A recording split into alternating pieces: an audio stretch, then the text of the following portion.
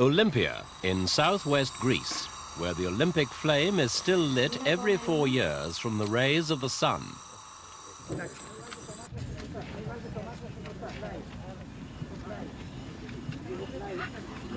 The flame is bound for the 1980 Winter Olympic Games in Lake Placid, USA, and Olympia's a symbolic starting point, because it was here, in this city-state of ancient Greece, where the Olympic Games were born. But the Olympic spirit is no longer burning brightly. The Soviet involvement in Afghanistan and the resulting international protests have cast a long shadow over this year's Summer Olympics in Moscow, with the United States leading calls for a boycott. The modern Olympics were revived by Baron Pierre de Coubertin at the end of the last century. They draw their ideals from the ancient Greeks, who for over 1,000 years refused to allow politics or wars to interrupt them. In modern times, there have already been 2 interruptions for world wars, and today the whole future of the Games is under threat. The original Olympic ideal.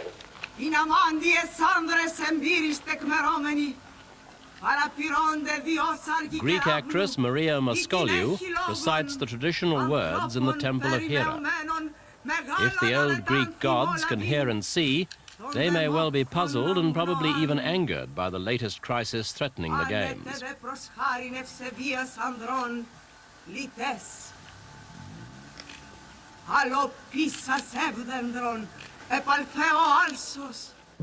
So the flame begins its long journey, but could this be the last time? The uproar today is over Afghanistan, but before that, it was issues such as South Africa and the Palestinians that were making political dents in the Olympic ideal. Greek officials have now proposed that the Games should be given a permanent home in Greece. That would be a major undertaking, and it almost certainly couldn't be done in time for the next Olympics in 1984. But it would help to protect them from the buffeting of world events. And there'd be an added bonus. A permanent site would be cheaper than rebuilding every 4 years.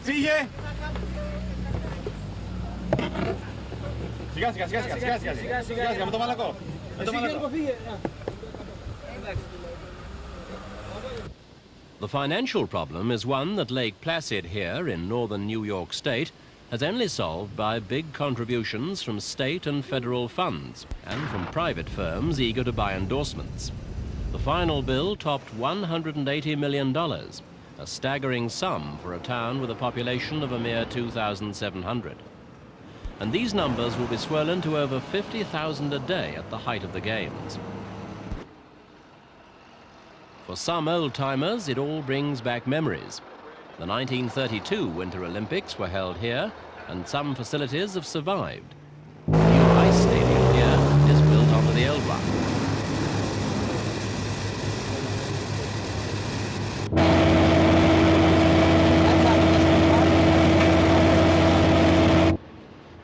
The outdoor oval rink in the center of the village is also new. It is for speed skating, one of the 8 snow and ice sports at the Winter Olympics.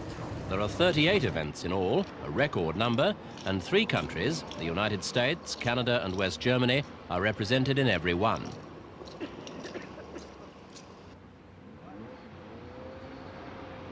Even though it spent a fortune, Lake Placid has reversed a recent trend.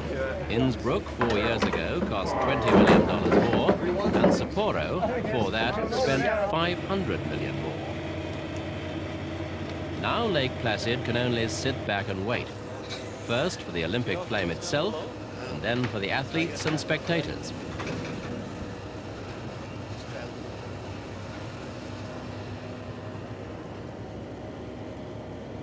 The most impressive constructions are the jumping towers just outside the village for the 70-meter and 90-meter events. The jumping is spectacular and draws big crowds, with television relaying it all to a much wider audience. It's no surprise that the best accommodation in the village has long ago been booked by a television company. The athletes themselves are not so fortunate. When the Games are over, their village will become a medium-security federal prison. And with double 5-meter steel fences built around the Olympic village, and state troopers on duty, the place already has a tightly controlled air. But after the tragedy at Munich 8 years ago, strict security checks are something that athletes and public alike now have to live with.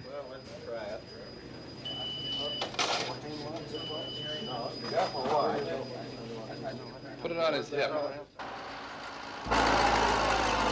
One thing a Winter Olympics can't do without is snow. For a time, the non-wintry weather here in the Adirondack Mountains was posing a problem. Masses of ice blocks were brought in, but even these melted in the midday sun. But modern technology came to the rescue.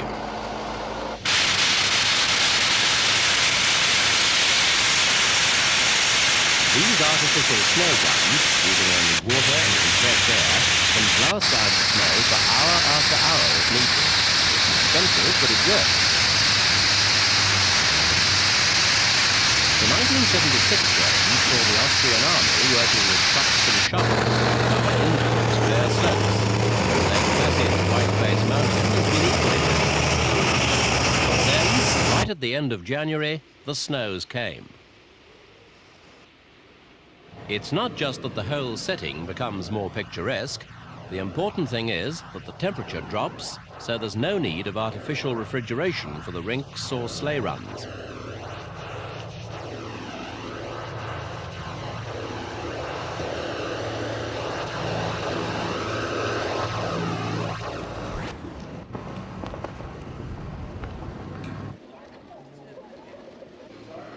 Quite apart from the practical difficulties, there have been worries about how much the controversy over the summer games would affect the atmosphere here, and especially the welcome that the Soviet competitors will get.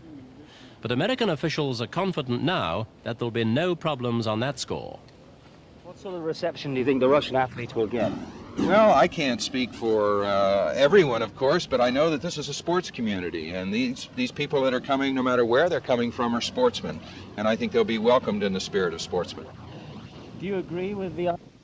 Sportsmen from 37 countries are expected at the Games, equaling the record number last time at Innsbruck. And several nations were represented last year at a special pre-Olympic competition in Lake Placid. The Nordic ski events, across country with narrow skis rather than down the side of a mountain like the alpine events, are becoming increasingly popular with spectators and competitors alike. So special care was taken in laying out the Olympic distance trails. She's on her way.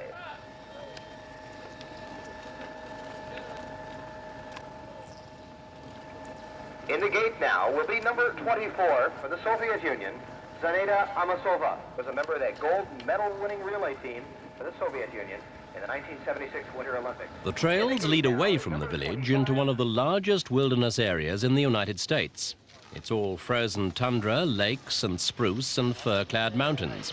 The athletes are clearly in no danger, but wanderers in this region have disappeared and never been seen again. Temperatures were so low a year ago, sometimes 40 degrees below zero, that some events had to be postponed, and several cases of frostbite were reported.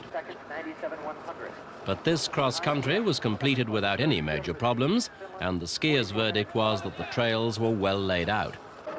Blow some steam out. Now will be number 52 from West Germany. Little more. Good.